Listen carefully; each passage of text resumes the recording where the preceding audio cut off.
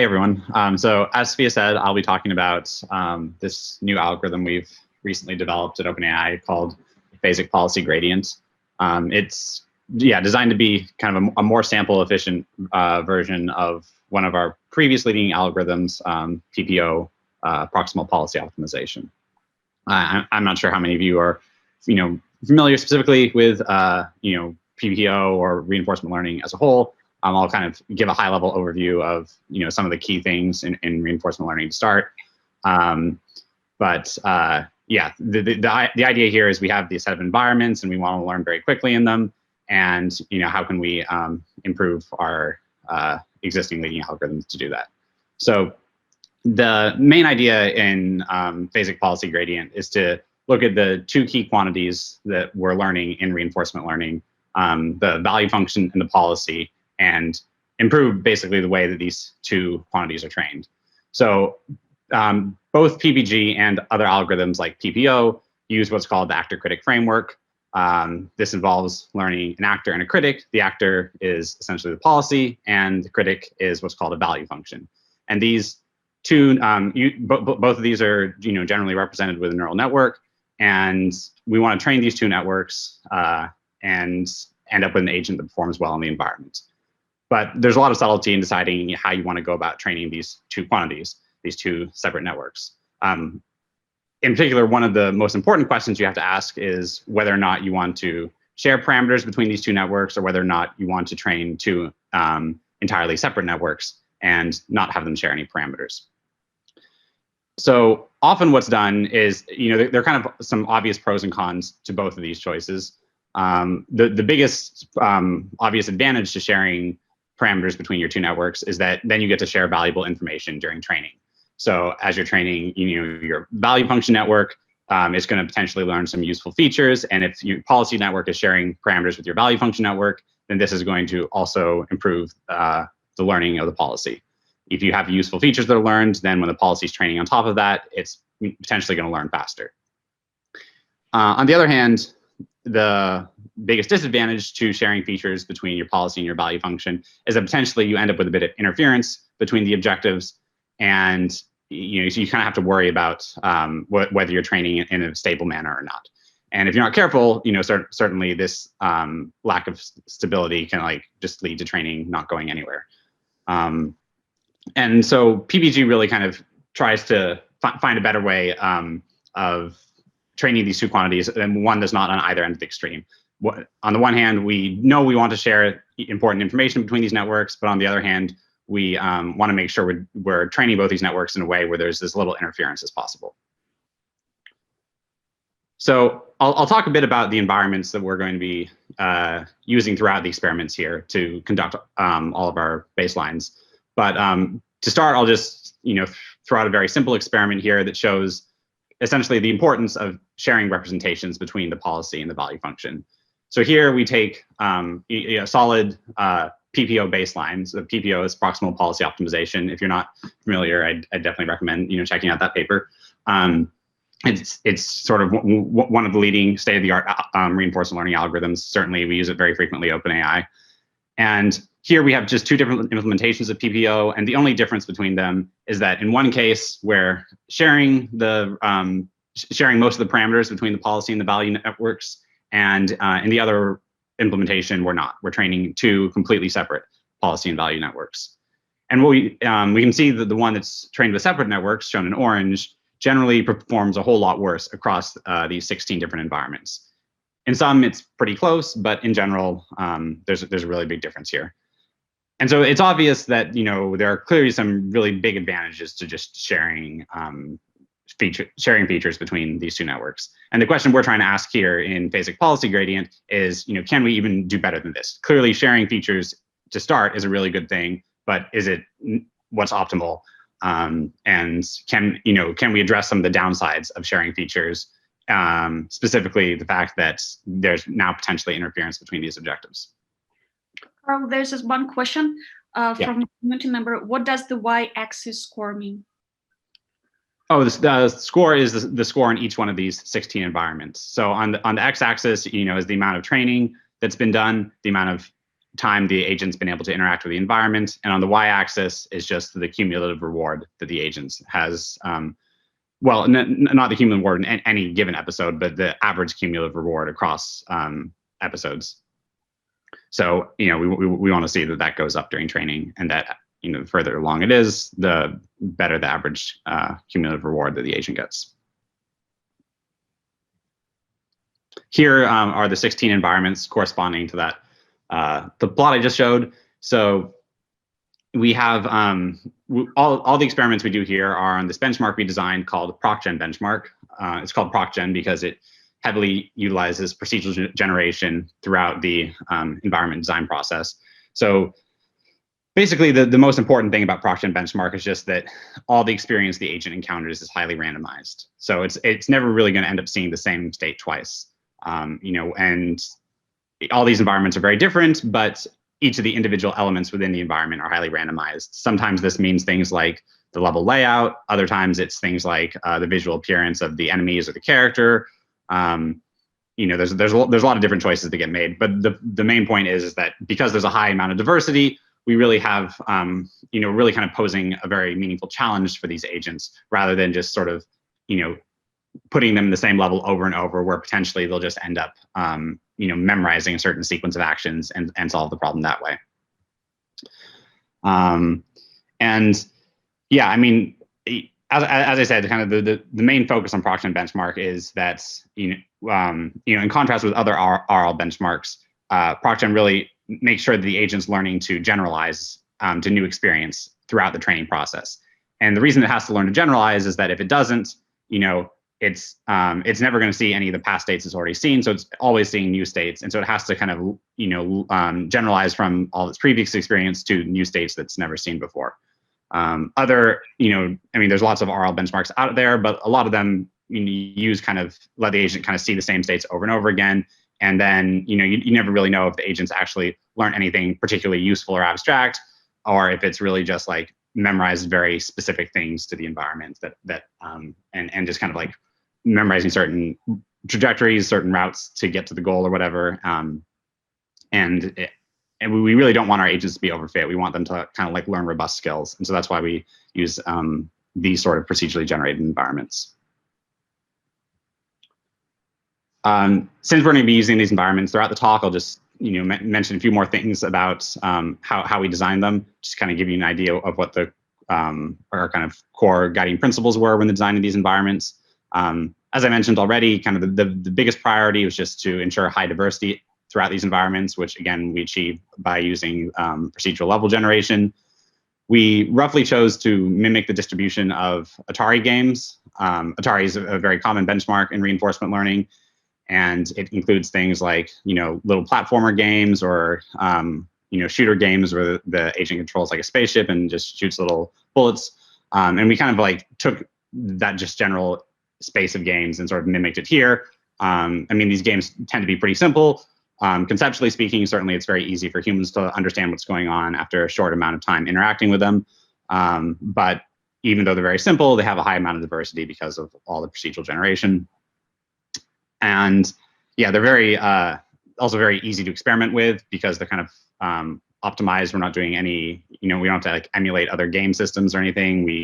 It's all written in C, and so we can, take many thousands of steps per second on a single CPU core, and that helps us run all these experiments in an efficient way. And then it's also worth noting that we share the action observation spaces across all these environments, which just means that the observation space is always the 64 by 64 by 3 RGB image, and there's always 15 actions in every environment. Some of them are no ops, but the fact that they're all using the same action space really makes your reinforcement learning training pipeline a lot easier to work with. Okay, so now that I've talked a bit about the environments we're using, let's turn back to Phasic Policy Gradient and talk a little bit more about like our core algorithmic contributions. So I showed earlier how it's really important, at the very least, to share features in some way. If we don't share them at all, performance collapses. But so then the natural next question is, what exactly is the downside of sharing features?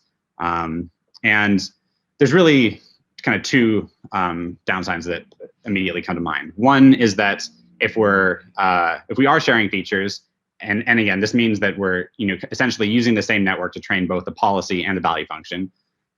If we are doing this, then we have to use the same data to train both the policy and the value function. And what that really means is that we have to use the same level of sample reuse. So sample reuse is kind of a fairly important hyperparameter in a lot of reinforcement learning algorithms, and it just means that once you've collected data from the environment, you've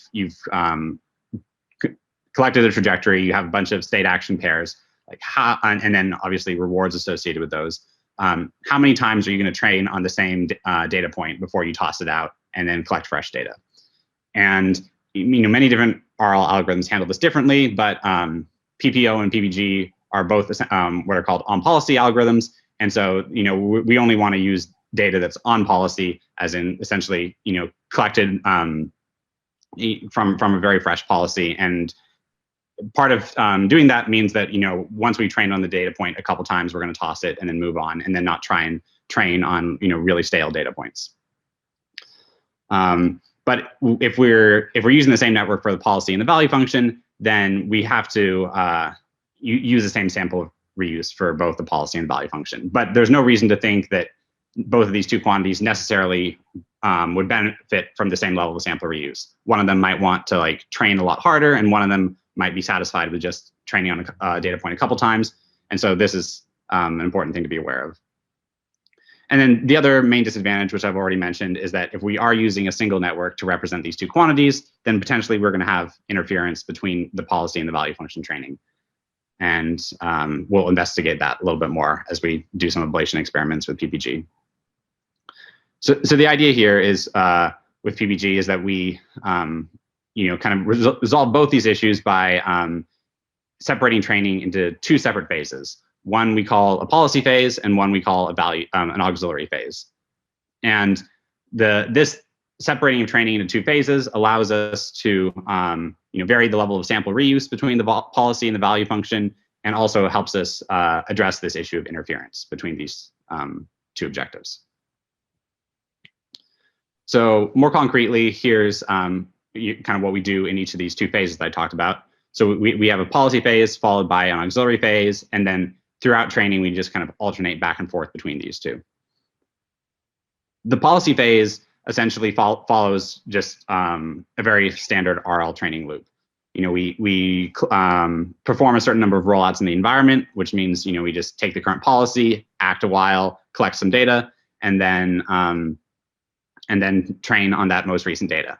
We update our policy using our favorite on-policy algorithm, and then we rinse and repeat. And we do this a certain number of times. In PPG, by default, we do 32 of these training cycles, and then after doing that, we shift over into the auxiliary phase. Now, an important thing to understand about the policy phase is really this is just there's nothing new that PPG is adding to the policy phase. Essentially, the policy phase here is just following the existing PPO algorithm. And also, it would be very reasonable to swap other RL algorithms in here. There's nothing necessarily magic about PPO. It just happens to be one that we've found works very well. And so that's what we use. But you could potentially swap in other on-policy RL algorithms during the policy phase. And then during the auxiliary phase, what we do is we take all the data that we've collected during the policy phase, and then we optimize further on it.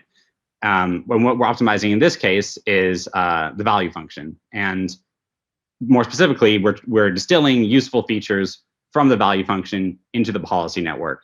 And this distillation is going to be a lot more stable than sort of jointly training these objectives all at the same time.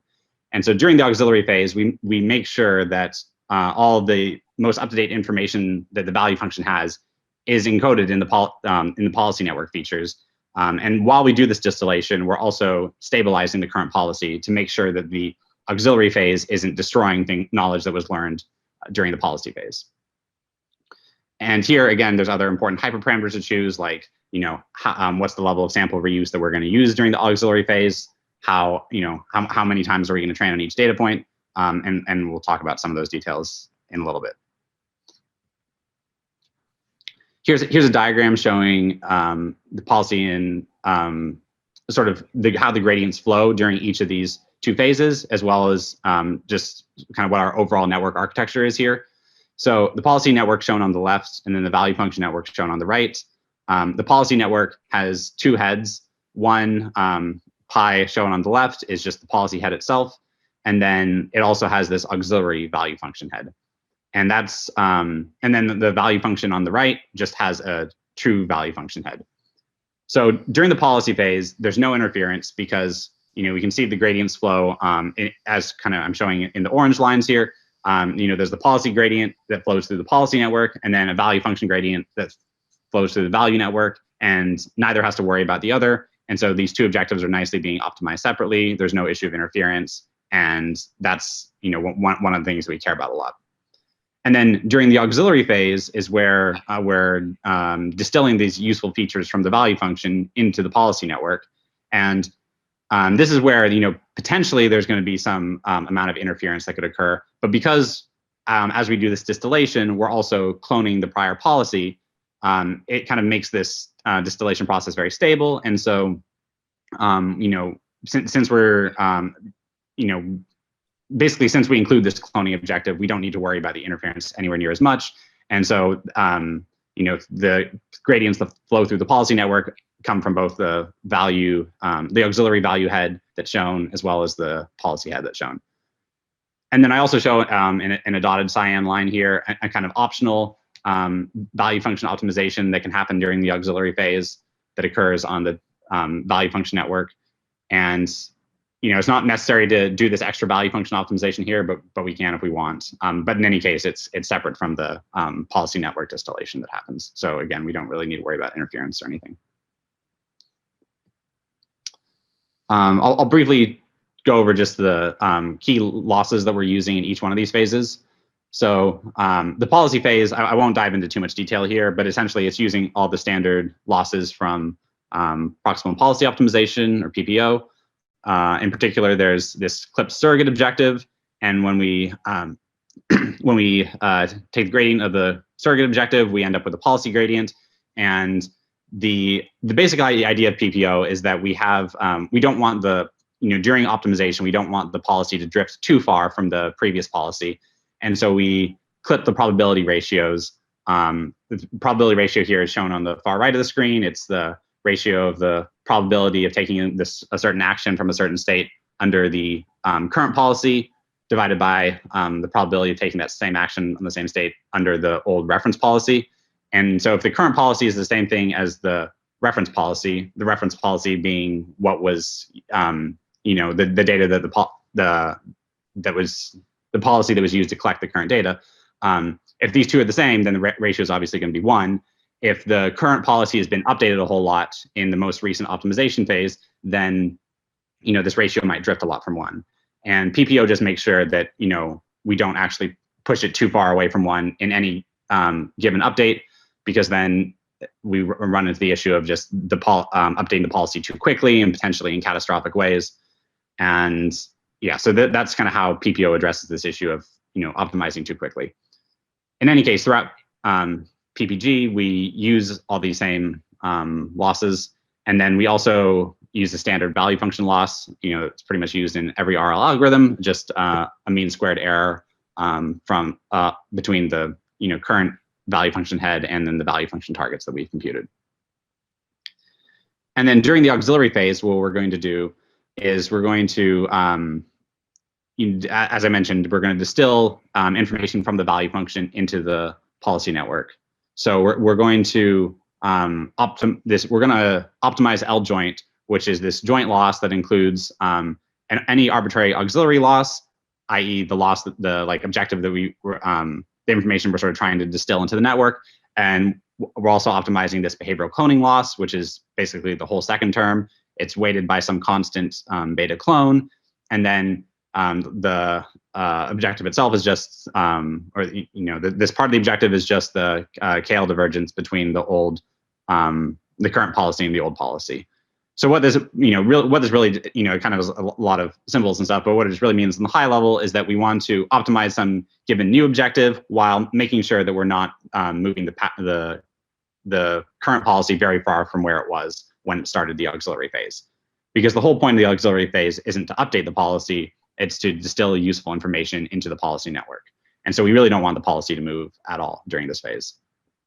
And if we can be sure that it's not moving at all, then we know that everything is going to be stable. And then because we've done this distillation process, the idea is that in future policy phases, the policy is now going to be able to learn more quickly. Now, there are a lot of options we could use for this auxiliary loss, LOX, but as I've sort of been mentioning, the thing that we choose to use for LOX is just this auxiliary value function head.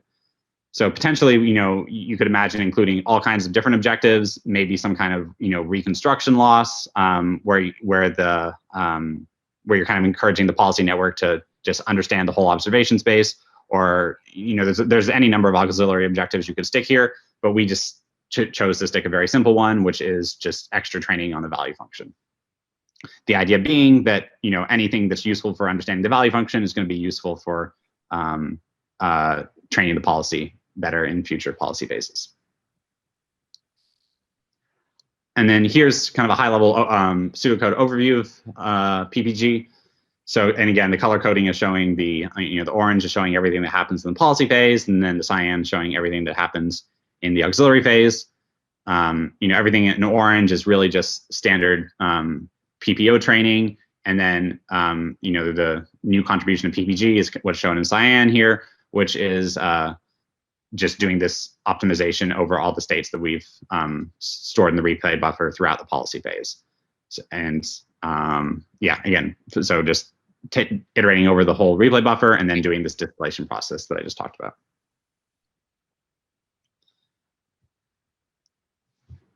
I'll briefly kind of mention the key hyperparameters that get introduced by PPG, and we'll look at some more experiments here that sort of aim to figure out how important each one of these hyperparameters is. So there's a hyperparameter npi that controls the length of each policy phase. This is you can also kind of view this as just the inverse of the frequency of policy and auxiliary phase alternation. It turns out what's pretty important here is that we don't want to do policy and auxiliary phases like too frequently. We don't want to transition into one, then the other, then back and forth, because this sort of makes training less stable. And we'll talk about some of those experiments in a moment. ePi and EV basically control the sample reuse for the policy and the value function respectively. This is the sample reuse though during the policy phase. So sort of just the sample reuse during the standard PPO training. We also have another hyperparameter EAUX, which controls the number of auxiliary epochs we perform during the auxiliary phase. And so this is, again, like the sample reuse during the auxiliary phase. And in practice, if we want to get extra value function training, we crank up EAUX rather than cranking up EV.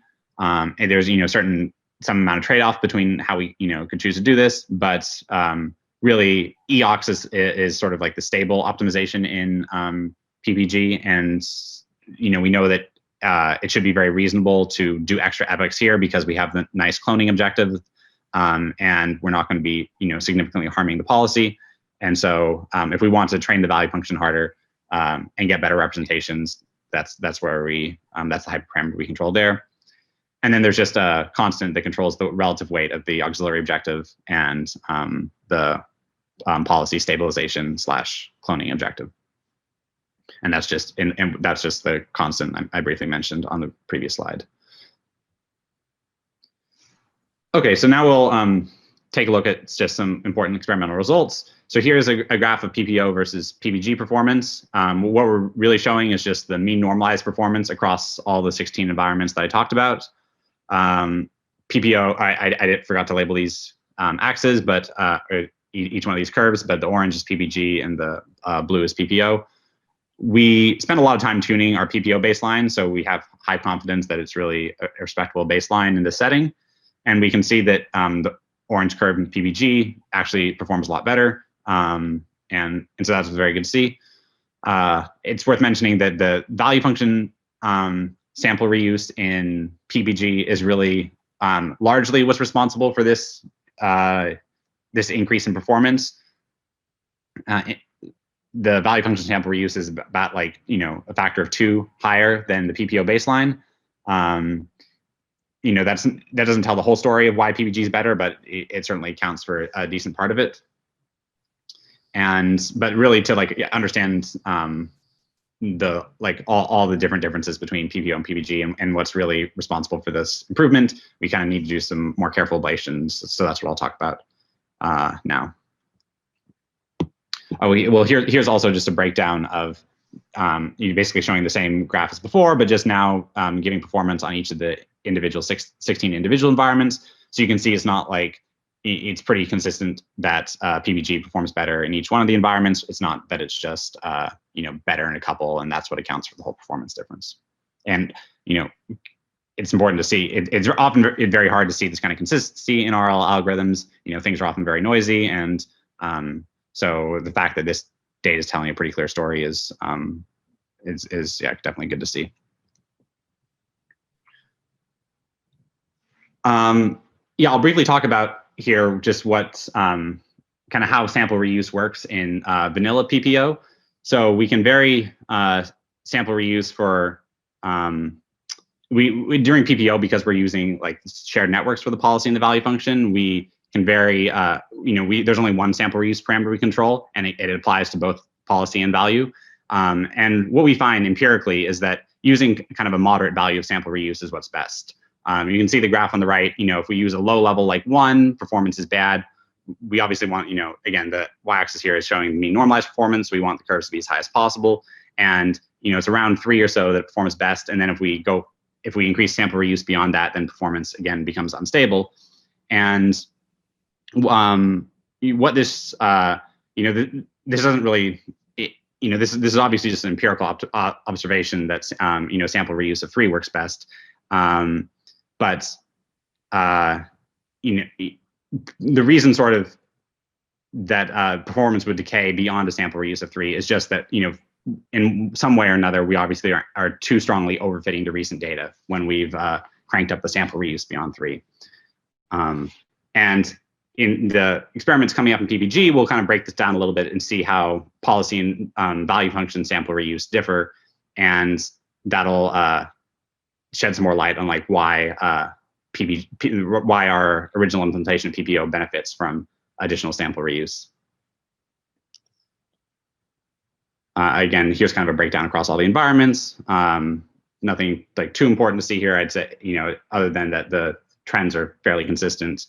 In some environments, it's okay to, use a high level of sample reuse, but in many, it ends up being the case that, the performance degrades once you go beyond a sample reuse of 3.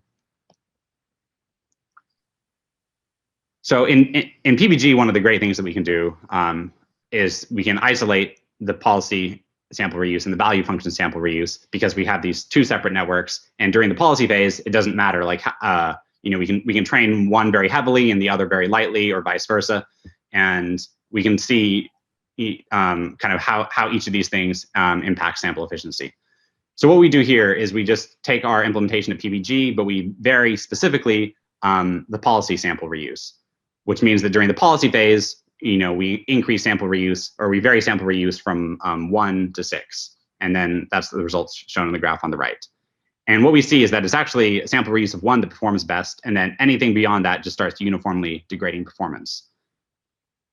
And this is really kind of a very surprising finding, particularly coming from our previous results with PPO. We knew that PPO liked additional sample reuse, so we expected that PPG would, really want this extra policy sample reuse as well.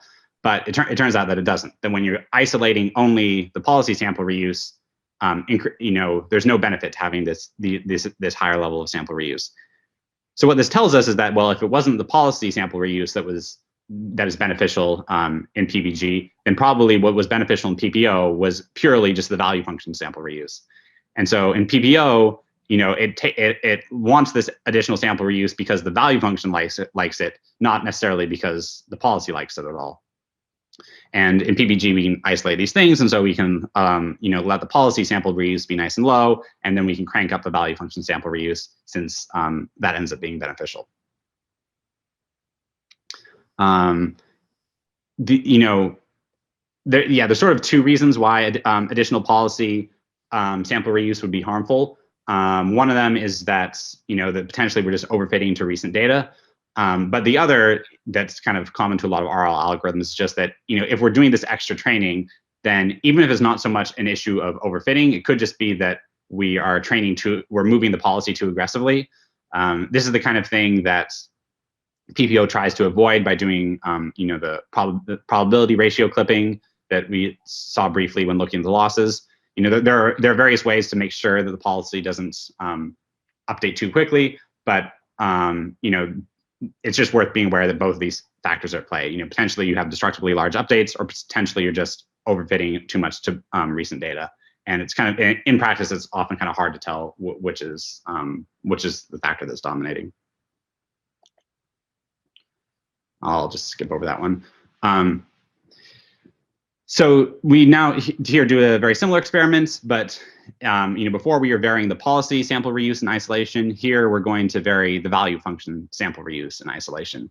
And now we basically see the same trend as before, but reversed. It's the lowest level of value function sample reuse performs worst, and the highest level of value function sample reuse performs best. And again, the way we're varying the value function sample reuse is just by training more aggressively during the auxiliary phase. And we do that by increasing EOX, which again is the sample reuse during the auxiliary phase. There is, of course, a trade-off, whenever we are increasing EOX. If in particular, if we increase EOX too much, at some point we really are going to be overfitting to the recent data too much. But as we can see from this graph here, we even when it's at like a relatively high level of 9, it still doesn't look like performance is degrading yet. Obviously, I could have done experiments with that cranks it beyond 9, but the higher it is, the more compute each one of these experiments takes, and so we just kind of cut it off there. But the point is that we wouldn't expect that just you can crank this up forever and keep getting benefits. At some point, it's going to and it's already kind of leveled off. There's not much of a difference between 6 and 9 here.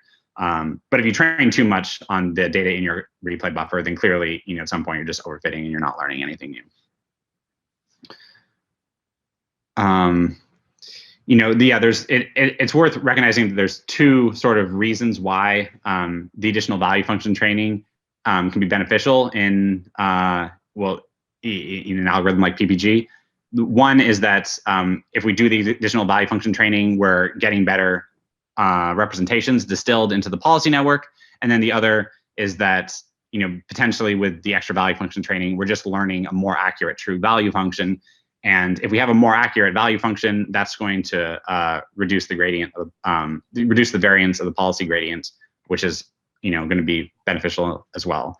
So these two things are kind of at play. I'm running a little short on time right now, I think, so I probably won't dive into that too much, but just worth mentioning that both of these things are reasons why the algorithm would become more sample efficient as we increase the level of value function sample reuse.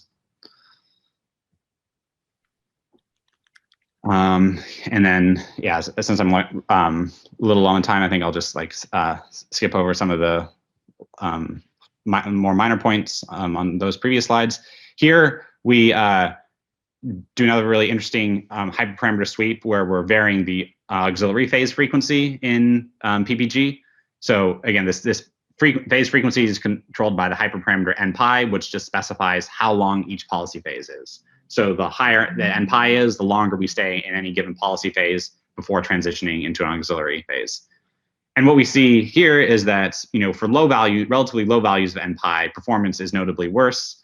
And the reason for this really is just that if we're performing these auxiliary phases too frequently, even though one phase isn't going to necessarily interfere with the policy that much, if we're doing these auxiliary phases all the time, it seems that it is just too much interference for the policy, and that causes this performance degradation. So one of the advantages of PPG is that we can do these auxiliary phases relatively infrequently, i.e. like every 32 rollouts of the policy phase. But even with 32 rollouts, we're still doing them many, many, many times during training, and so we still get these very significant benefits from doing the auxiliary phase. But the fact that they aren't so frequent means that there's relatively little interference with the policy. And then again, here's just a breakdown of this trend on all the environments, and it's reasonably consistent. Though again, it's worth also noting that in some environments, like this fruit bot environment or the maze environment, it doesn't really matter. So yeah, it varies a little bit, but for many environments, having the phases occur too frequently is noticeably harmful. Okay, yeah, and then there's I think I'll gloss over this point as well. There's an alternate version of PPO that uses a slightly different objective, one which uses a KL penalty instead of clipping, and we found that both variants of PPO worked very well in PPG, but I won't, I guess, dwell too much on those details here. And then there's one of the kind of biggest disadvantages of using PPG as we've currently described it is that because we do create two separate networks, policy and value function networks, we're sort of using twice as much memory as we would in our default implementation of PPO, which shares all these parameters. And depending on how large your networks are, having this double memory footprint could be quite problematic. And so we also explore what we call a single network variant of PPG, where we take all the insights we've learned from PPG, but then apply them to a network architecture that does only use a single network and that does share the vast majority of parameters between policy and value function. And the key idea here is that if we again want to address the issue of interference, like we did in PPG, one way to do it is just to detach the value function gradient during the policy phase. If we detach the gradient, then that means that there's going to be we're going to let the policy gradient be purely responsible for training the policy network, and then the value function really is only going to be training the value function gradient is only going to be training the very last layer of the shared network. The big upside of doing this is that we're not going to get any interference during the policy phase, which is again a really important benefit of PPG. But we're still going to get the benefits of the shared representation because we're still going to train during the auxiliary phase, and during the auxiliary phase we allow the value function gradient to flow freely. So basically, this just means if you are concerned about the extra memory footprint of PPG, and then which also comes with an extra extra wall clock training time because it's more compute intensive to compute the gradients of the two networks instead of one, then you do have this alternate variant of PPG that you can use instead. Cool. So in summary, really the main benefits of PPG are that we get to share features between the policy and the value function, just like we did in previous algorithms that use shared network architecture. But importantly, we also mitigate any interference between these two objectives during training. And in the case of PPG, compared to existing algorithms like PPO, this mitigating of the interference is really very important. And then the second big benefit of PPG is that because we have seen that the value function tolerates a much higher level of sample reuse than the policy, we can take advantage of that.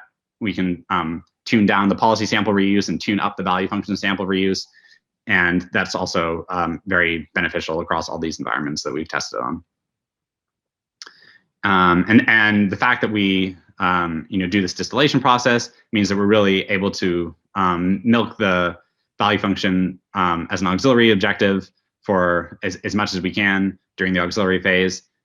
And potentially, as well as I briefly mentioned, it could be worth incorporating other auxiliary losses during the auxiliary phase as well. But for now, we've just stuck with the value function as the auxiliary loss. And then, yeah, the main drawbacks of PPG are really just the extra memory required and the extra compute required. But using the single network version of PPG, you can avoid most of this with just some nice little tricks, and that preserves most of the benefits of PPG. It performs a little bit worse since the tricks are sort of imperfect, and detaching the value function gradient isn't the best thing to do. But in practice, it does seem to work pretty well. And yeah, the other drawback in PPG is just that we have introduced some new hyperparameters specific to PPG. Tuning these hyperparameters is what's responsible for the strong boost in performance. But anytime you introduce new hyperparameters, that incurs a certain complexity cost, which is just something to be aware of, and it's obviously not ideal. So yeah, thank you very much for listening. Special thanks to my co-authors, John Schulman, Jacob Hilton, and Oleg Klimov. And if you're interested, please check out our PPG code here. It's all open source.